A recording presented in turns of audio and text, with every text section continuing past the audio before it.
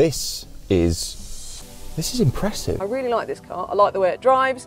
I even quite like the interior. So it's actually quite an elegantly designed car, I think. Quite styled quite tastefully. Tell you what, I really like the exterior design of this thing. I think it's a smart looking car. Really, really love this colour. Got a lot of presence on the road. So all credit to Jeep. It's going to be a winner, I reckon. When Jeep launch a new car in the UK, we often don't take that much of notice of it because it tends to be okay. But I suspect this one is going to be a little bit different. Why? Well, it's one of the smallest Jeeps that's ever been launched. Secondly, it's the first Jeep ever that's completely electric.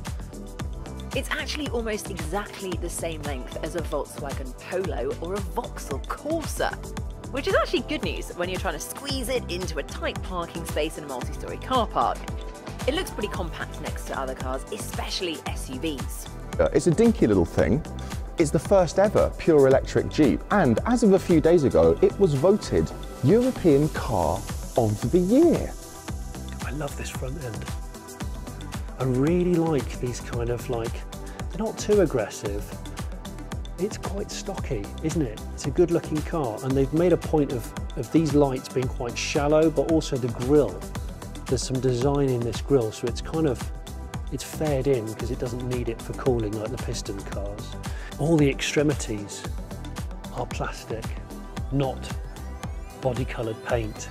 So all the wheel arches look down the side here, all the way around the corner. These pronounced, and when you look down the side of the car, you can see this bit here. This bit here is really pronounced. This sort of spine, this plastic spine.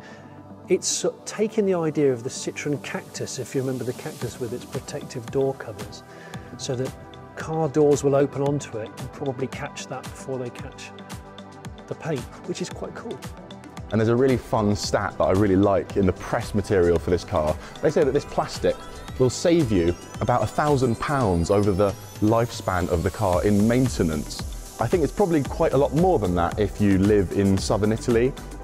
Avengers get Select Terrain, which lets you choose the off-road surface you're driving on so that the car's electronic sensors and systems can be adjusted to make the most of available traction. There's a reasonable amount of good ground clearance too, which might help in deeper snow or a rutted track, but this is certainly not a hardcore off-roader, and it can't tow anything either. And do you remember the Renegade had the cross rear lights, really distinctive tail lights? And apparently that design comes from a Jerry fuel can. Well, this has another play on that kind of X inside the Avengers rear light cluster. They stick out quite far. Again, they kind of got this gloss black surround. I like it, and I like the indentation that goes around there for the boot lid.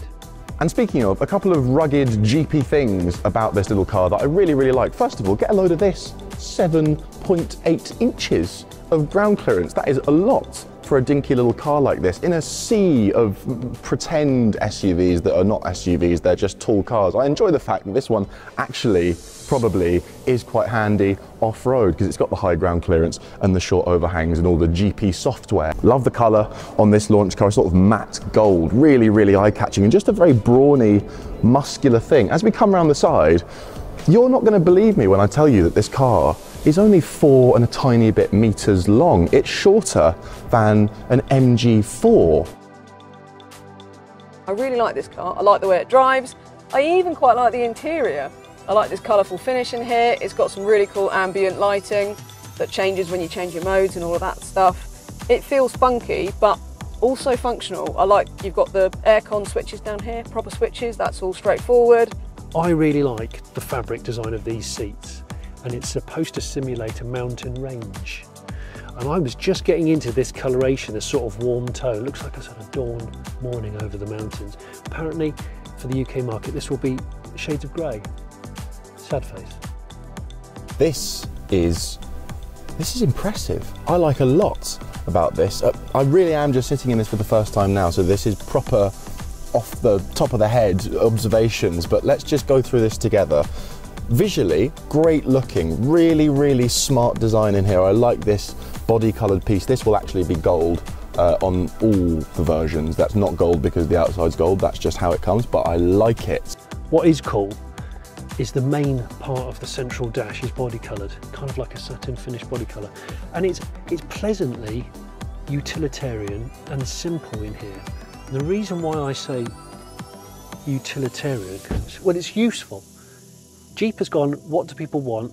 They want lots of storage and they want physical buttons, and hey presto. And storage is something that they've really prioritised in here, which is boring but important. So we've got the glove box here, we've got this one down here which is adjustable, we've got this with this funky iPad-esque lid, which, oops. And I'll tell you what I really like about this cabin. It looks great, it's got all the useful tech that you want, but they haven't overdone it. This is the launch car, the top of the range version with all the bells and whistles, but it doesn't have too many bells and whistles. So yes, we've got Android Auto and Apple CarPlay wireless, that's actually as standard. And yes, in this fancy version, we've got the wireless phone charger and we've got the reversing cameras and we've got the adaptive cruise control, but we don't have leather seats. We've got this kind of sporty, outdoorsy looking material. We don't have a heads-up display. We don't have 50-inch screens, just sufficiently sized, fairly compact ones.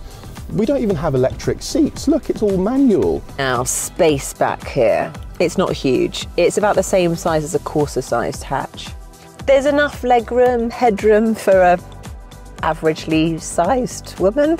Well, someone who's at least 5'8", maybe 7.5. What else have we got? We've got two 10 and a bit inch screens, not too big, not too big. They've not gone excessive on the tech in here. And look at this, we've got a bank of physical buttons. Power tailgate.